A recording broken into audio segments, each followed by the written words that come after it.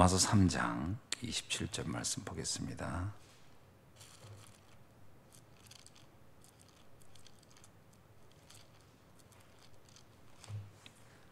로마서 3장 26절 27절 한번 볼까요? 26절 27절 28절 세 절을 봅시다. 로마서 3장 26절로 28절까지. 곧 이때에 자기의 의로우심을 나타내사 자기도 의로우시며 또한 예수 믿는 자를 의롭다 하려 하심이라. 그런즉 자랑할 때가 어디 있느냐? 있을 수가 없느니라. 무슨 법으로냐? 행위로냐? 아니라 오직 믿음의 법이로라. 그러므로 사람이 의롭다 하심을 얻는 것은 율법의 행위에 있지 않고 믿음으로 되는 줄 우리가 인정하노라. 아멘. 의롭게 된다고 하는 것은 스스로 자칭 내가 착해 이걸 말하는 건 아닙니다. 많은 사람들이 의라고 하는 것, 의롭이라고 하는 것의 기준을 우리들의 일반적인 어떤 행위에 두고 판단하거나 쓰는 단어로 오해하는 경우가 있거든요. 저 사람 참 의로운 사람이야. 뭐 요즘 그 누군가를 살리기 위해서 자기를 희생하거나 한 사람들을 의사다 이렇게 얘기하잖아요.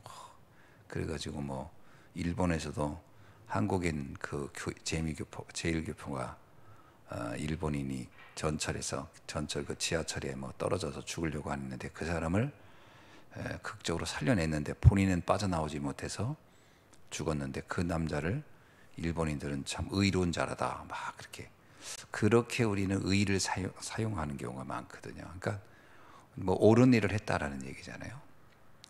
여기서 말하는 성경이 말하는 의는 옳은 일을 했다라는 뜻은 아닙니다. 여기서 말하는 의는 죄가 없어졌다라는 뜻이거든요.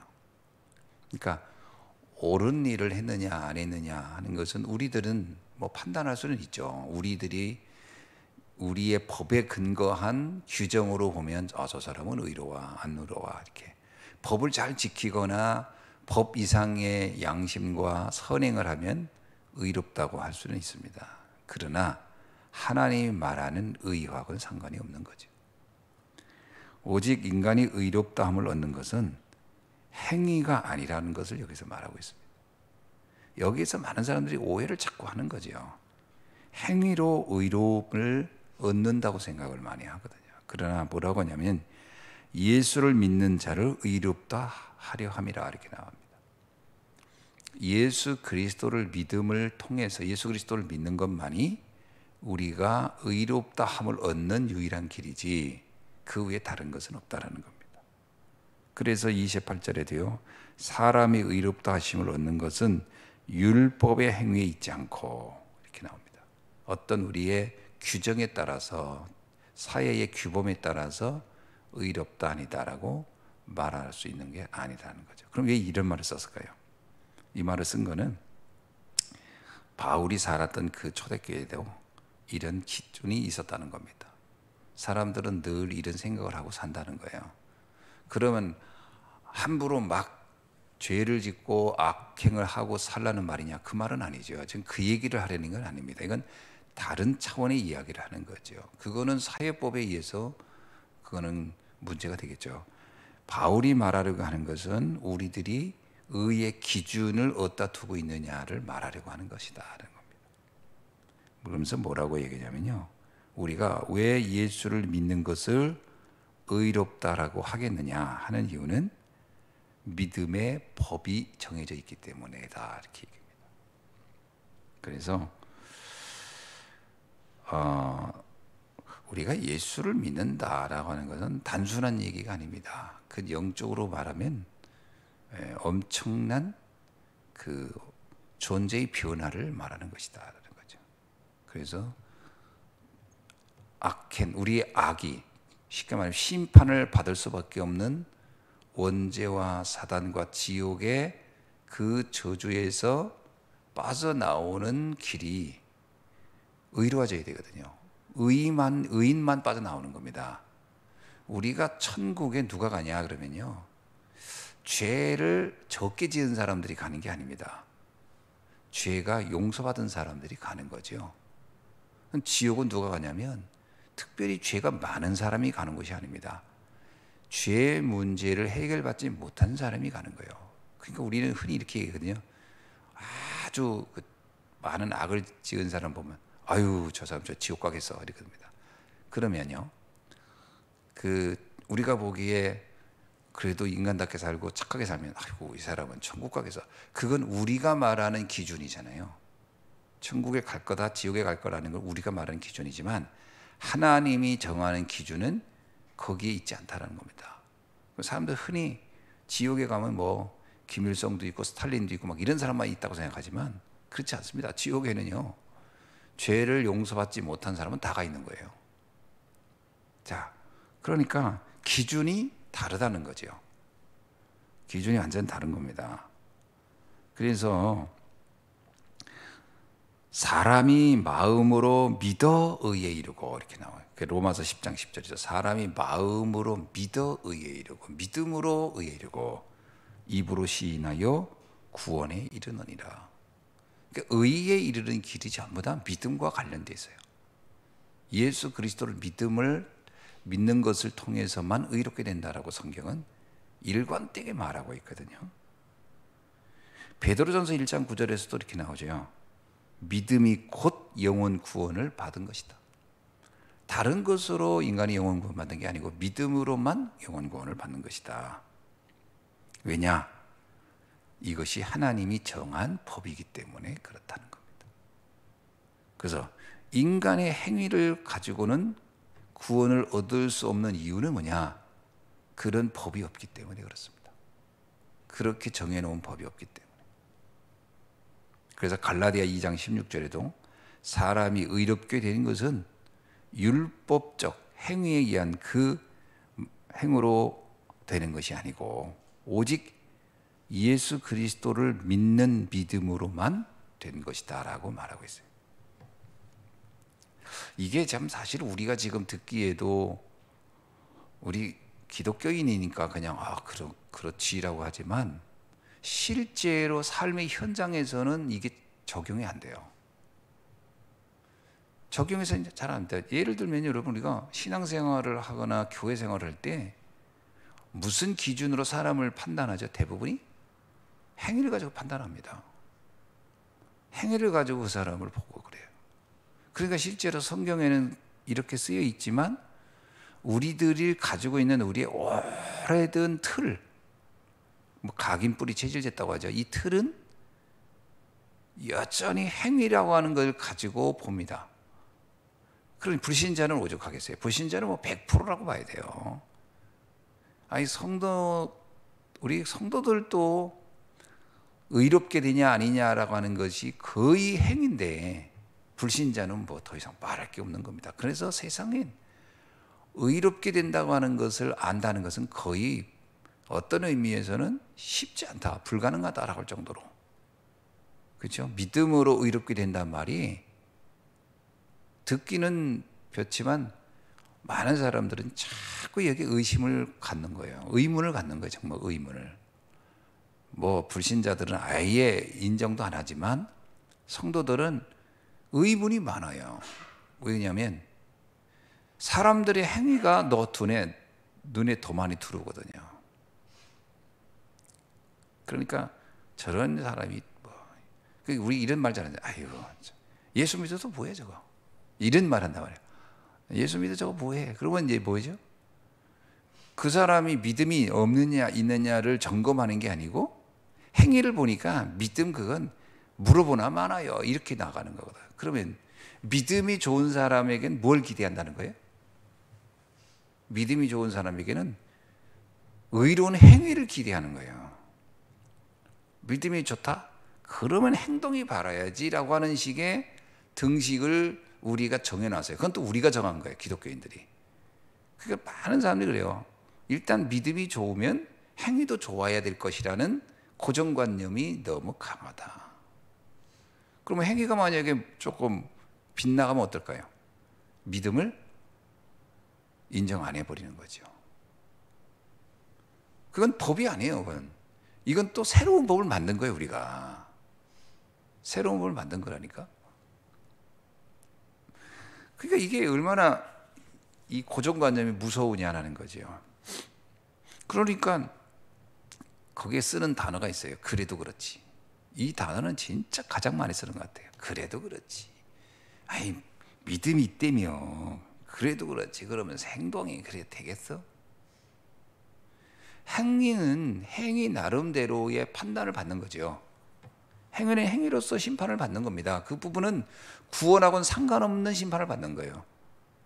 자, 어떤 사람이 정말 믿음을 가지고 구원을 받았다고 합시다. 진짜 예수가 그래서 믿어져. 근데 이 사람이 오래된 영적 문제가 있어. 그래서 이 사람이 본의 아니게 욱하는 감정에 살인을 했다고 합시다. 자, 이 사람은 구원을 받을 수 있을까요? 없을까요? 이렇게 묻는다면 우리는 굉장히 헷갈리는 거예요, 이제. 그래도 그렇지. 구원받은 사람이 어떻게 사람을 죽여? 자, 그럼 또 하나요? 어떤 사람이 진짜 구원받았어. 진짜 내가 볼 때 예수 그리스도를 너무 잘 믿어요. 근데 이 사람이 영적 문제가 있어서 자살했어. 이거는 이제 살인이에요. 또 하나. 자기를 죽인 살인이고 타인을 죽인 살인도 있잖아요. 자기를 죽인 살인은 자살인 거고 타인을 죽인 건 살인이잖아요. 자, 이 사람이 구원을 받았을까요? 안 받았을까요? 라고 물으면 또 그래도 그렇지 구원받은 사람이 어떻게 자살을 하냐고. 이렇게 우리는 속단하기 쉽습니다. 그거는 우리가 판단을 유보해야 돼요. 왜냐? 판단의 기준은 내가 보는 기준이 아니고 하나님의 말씀이 기준이기 때문에. 그래서 함부로 구원을 받았다 안 받았다라고 판단하는 게 참 조심스러운 겁니다. 그럼 이 판단이 왜 문제가 되냐? 이 판단을 하게 된다면 이 기준을 가지고 또 다른 사람들을 정죄하게 될 거기 때문에 그렇습니다. 우리는 또 정죄합니다. 성경에 분명히 말하거든요. 그리스도 안에 있는 자에겐 정죄함이 없다라고 하는데 하물며 천사라도 그를 정죄하지 못할 거라고 얘기하고 있는데 우리는 정죄하는 겁니다. 우리가. 그렇죠. 우리는 쉽게 정죄해요. 그러니까 신앙생활이 어떻게 돼요? 그게 정죄가 문제가 아닙니다. 신앙생활 자체가 무너지는 겁니다. 왜죠? 믿음의 힘이 사라지는 거예요. 믿음의 그 능력을 포기해버리는 거예요. 그 정죄를 한다는 것 자체가 뭐예요? 믿음이 힘이 없다는 거예요. 믿음이라는 법을 우리가 인정하지 않는다는 거잖아요. 이런 모순적인 문제에 빠져버리는 거죠. 그것은 하나님께 맡기는 겁니다. 그렇죠? 그 판단은 다윗 왕이 간음을 했잖아요. 왕이 돼서. 그러면 다윗의 믿음이 다 없어지는 겁니까? 그건 그대로 다른 문제로 하나님이 책망하잖아요. 그래서 다윗 왕은 간음한 문제 때문에 자녀들의 죽음과 자녀들의 반란이라는 다른 문제로 그는 그거에 대한 판단을 받고 고통을 당하는 거지 구원 자체가 바뀐 거는 없다는 거죠. 이런 부분이 명확하게 기준이 서 있지 않으면 우리들의 신앙생활은 말이 신앙생활이지 또 인앙생활로 가는 겁니다. 인앙생활이 뭐예요? 사람이 만든 법에 따라서 기준을 가지고 움직이는 거지. 인앙생활 아닙니까? 그 신앙생활하고 상관없는 거예요. 또 이런 문제에 봉착하게 되는 거죠.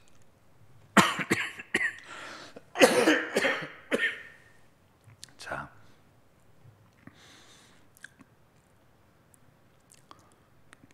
이 믿음은 에베소서 2장 8절에 보면은 은혜로 주어진 것이다.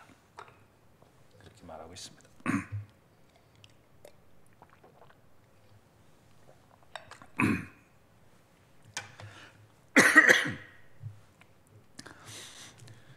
그러니까 믿음이 나의 의지나 나의 노력의 산물이 아니에요. 믿음이라고 하는 것도 사실 알고 보면 하나님이 은혜로 준 겁니다. 그러니까 믿음의 법이라는 게 그래서 갖는 그 포괄적인 생각을 생각해 보면 엄청난 거예요. 그러니까 믿음이 내가 만든 게 아니기 때문에 그게 굉장한 겁니다. 우리는 흔히 믿음을 에이 내가 막 믿음 가졌다 믿음도 버리고 막 이런 거라고 생각하거든요. 왜냐하면 믿음이 내가 만든 거라고 내 속에서 의지의 산물로 만들어진 게 믿음이라고 생각한다면 믿음은 되게 허약한 겁니다.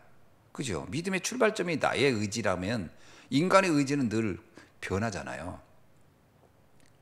그러니까 믿음도 굉장히 우습게 보는 거예요. 왜냐? 일단 자기가 자기 자신을 우습게 봤잖아요. 왜? 인간은 원래 우스운 존재예요. 근데 이 우스운 존재가 만든 거라고 하니까. 그러나 그렇지 않습니다. 믿음은 하나님이 내게 선물로 준 겁니다. 선물로 준 거라니까요. 자, 예를 들어서 내가 태양이 둥글구나라고 또 지구가 둥글구나 하고 믿었다고 합시다. 그 믿었다고 하는 그 믿음이 생기면요, 그거는 변하지 않아요. 갑자기 지구는 둥글었다, 네모졌다, 세모졌다 계속 바뀌겠습니까? 생각이? 그렇지 않습니다. 하나의 어떤 사실에 대해서 알게 되면 그건 변하지 않습니다. 그 은혜로 얻는 겁니다. 그렇죠?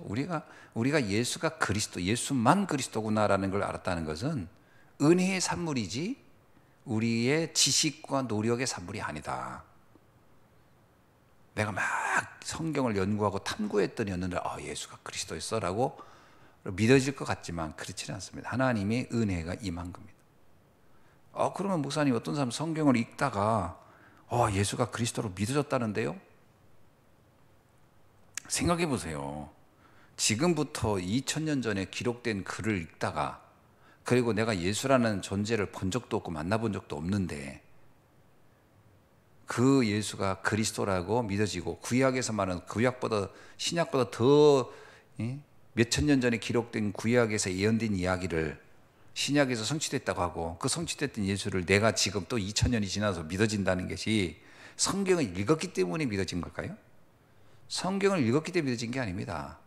그 말씀이 믿어지도록 은혜를 입은 거죠. 성경을 100번 읽어도요, 예수가 그리스도가 안 믿어지는 사람도 얼마나 많은지 모릅니다. 옛날에는요, 호텔을 가면 다 신학 성경이 다 있었어요. 옛날에는 의무적으로. 지금은 아마 거의 그렇지 않더라고요. 성경이 의무적으로 다 빛이 돼 있었거든요. 거의 모든 호텔마다. 그게 뭐 불교인이 하는 호텔이든 아니든. 그 왜 그런 문화가 생겼는지는 모르겠어요. 그럼 그 많은 성경책을 전 세계에서 제일 많이 인쇄되는 게 성경책인데, 그럼 그 많은 성경책을 읽고 그러면 다 예수가 그리스도로 믿고 있느냐는 거죠. 필리핀 사람부터 또 남미 사람부터 저 러시아 사람 다 믿냐는 거예요. 유럽인들이 거의 안 믿습니다. 성경을 읽었다고 믿는 게 아니라니까요. 그럼 그들이 막 교회 나가면 믿어집니까? 교회 나갔다고 믿어지는 것도 아니에요. 안 믿는 사람이 훨씬 많으니까. 그 오랜 세월의 기독교 문화권에 있던 유럽인들이 거의 다 불신자 되고 있잖아요. 그러니까 이게 인간의 노력이나 의지나 문화 때문에 믿어지는 건 아니라는 거죠. 에베소서 2장 8절이 정확해요. 그 은혜로 말미암아 믿음으로 구원을 얻었나니 이렇게 된 겁니다. 이거는 하나님이 창세전부터 정한 하나님의 법입니다. 믿음의 법이라는 건 그런 거예요. 아브라함이 믿어졌다. 아브라함이 그 갈대우르에 있는 그 많은 사람 중에 그 우상이 가득한 곳에 있던 아브라함이 하나님이 믿어졌다. 그 은혜 아닙니까? 그렇죠? 라합이, 이방 여자 라합이 하나님이 믿어졌다잖아요. 소문만 듣고. 그 은혜지요. 그게 은혜인 겁니다. 그게.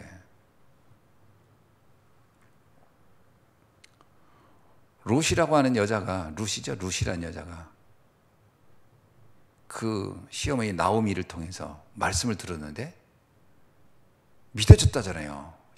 어머니가 믿는 하나님, 내가 믿어진다 그러잖아요. 그게 은혜지.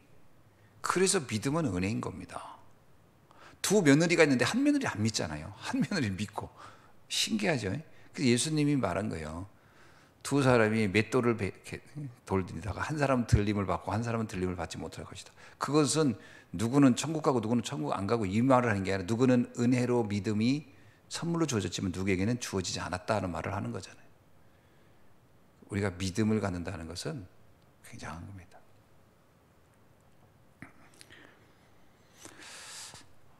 그럼 이 믿음의 은혜면 우리가 할 게 없네요 라고 생각하기 쉽잖아요. 그럼 우리가 뭘 할 게 있어요?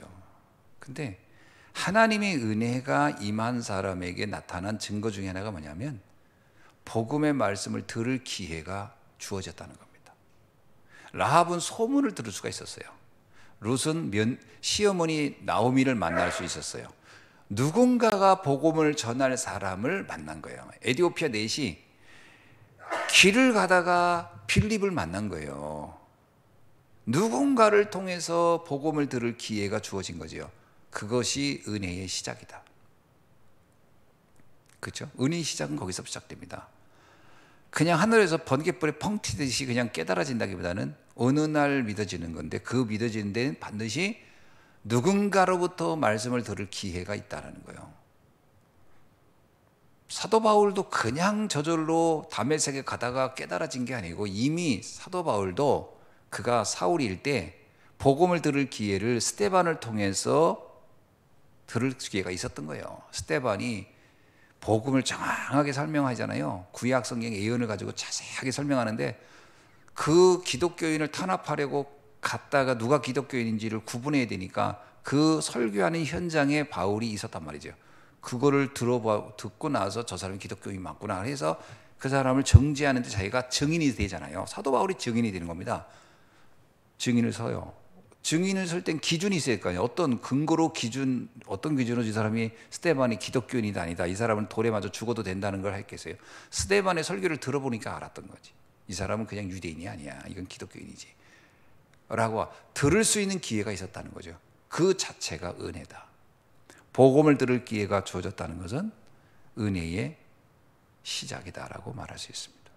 물론 복음을 들었다고 해서 다 믿는 건 아니지만, 그래도 성경을 가지고 근거로 보면 복음의 말씀을 들을 수 있는 여건이 주어졌다는 것은 그 사람은 이미 하나님의 은혜의 그 여정 속에 초청됐다고 볼 수 있는 거죠.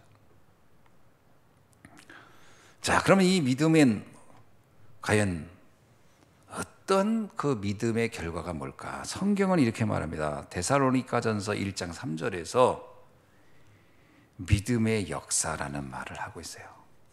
우리가 말씀을 믿으면 반드시 그 말씀은 역사를 한다는 겁니다. 그렇죠? 이게 참 중요한 거예요. 믿음의 역사입니다. 사랑의 수고, 소망의 인내, 이런 말이세요. 데살로니가전서 1장 3절이죠. 이게 신앙의 색깔이다라고 표현을 했는데, 그 색깔이란 말이 뭘까요? 색깔이란 말을 표현을 거기다 왜 썼을까요? 이 세 가지는 각각의 그 나름의 원리를 가지고 있다, 이런 얘기예요. 색깔의 원리가 있잖아요. 파란색, 노란색, 빨간색 이렇게. 믿음은 역사하는 원리를 가지고 있는 겁니다. 그래서 믿음은 신념과는 완전 다른 거예요. 신념도 사실 어떤 면에서 사람이 뭔가를 막 신념을 가지고 있으면 행동을 하기도 하고 그러잖아요. 근데 신념과 믿음은 왜 다르죠? 신념은 기준이 사람의 지식과 경험에 근거한 게 신념입니다. 그죠? 지식과 경험이에요. 그건 신념이에요. 내가 배웠어, 내가 들었어, 내가 알았어. 그러면 거기에 자기 나름 확신이 있어요. 근데 그게 신념입니다. 보통 신념은 경험한 것과 아는 것에서 오는 확신을 가지고 신념이라고 하는 거죠. 근데 믿음은 뭐예요? 믿음은 내가 지식을 가지고 아는 게 아니에요. 또 경험할 수도 없어요. 내가 예수님을 만날 수도 없어요. 사실 인간이 오감을 가지고도 되어지는 게 아니에요. 믿음은 뭐냐면 하나님의 말씀에 근거한 거예요. 그리고 믿음은 은혜에 근거한 겁니다. 하나님의 말씀과 동시에 은혜에 근거한 거예요. 그러나 신념은 나의 지식과 노력에 근거한 거죠. 완전 다르죠. 그리고 하나님의 말씀은 언약이라는 겁니다. 약속된 것으로 출발됩니다. 그래서 요한복음 11장 40절에도 이런 말씀이 있잖아요. 예수께서 이르시되 내 말이 내가 믿으면, 자, 내가 믿으면 하나님의 영광을 보리라. 우리가 하나님의 말씀을 믿으면 왜 영광을 볼까요? 그 말씀은 약속된 하나님의 계약서기 때문에 그렇다는 거죠. 그래서 사실은 성경 말씀은요, 하나님과 우리 사이에 체결한 일종의 법률서 같은 거죠.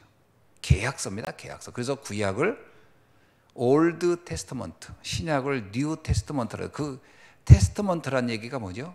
계약이란 계약. 하나님과 인간 사이에 맺은 일종의 법이 법. 그래서 성경은 구약의 법, 신약의 법인 겁니다.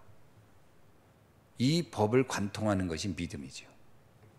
그러므로 우리가 하나님의 말씀을 언약으로 잡는 것은 굉장한 역사의 시작입니다. 그렇죠?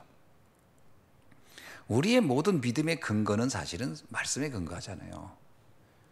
어떤 걸 기준으로 믿습니까? 그냥 아무런 근거 없이 믿는 게 아니고 말씀을 근거로 믿는 거잖아요. 그럼 말씀을 어떻게 믿기 때문이죠? 말씀을 하나님의 인간과 맺은 약속이라고 믿기 때문에 그렇습니다. 자, 오늘 또 이 새벽에 주신 말씀, 믿음의 법. 저는 성경을 읽다가 이 말에 되게 저는 전에 꽂혔어요. 믿음의 법이구나. 아, 이것도 하나님이 정한 룰이구나. 그래서 이걸 우리가 믿음을 함부로 판단하면 안 되겠구나. 그래서 정말 우리가, 그렇다면 내 자신도 마찬가지예요. 내가 예수가 그리스도를 믿는 믿음이 있다는 것은 굉장한 거구나. 이 부분을 붙잡고 흔들림 없는 믿음의 역사 속에서 오늘 또 누리는 귀한 날 되길 주의 이름으로 축원합니다. 기도하겠습니다. 하나님 감사합니다. 오늘 또 주신 말씀, 믿음의 법을 가지고 우리가 정말 구원에 이르고 의롭게 됐다는 사실을 굳게 확신하며 오늘 또 현장에서 무너지지 않고 흔들리지 않고 속지 않고 승리할 수 있도록 인도하여 주옵소서. 예수 그리스도의 이름으로 기도하옵나이다. 아멘.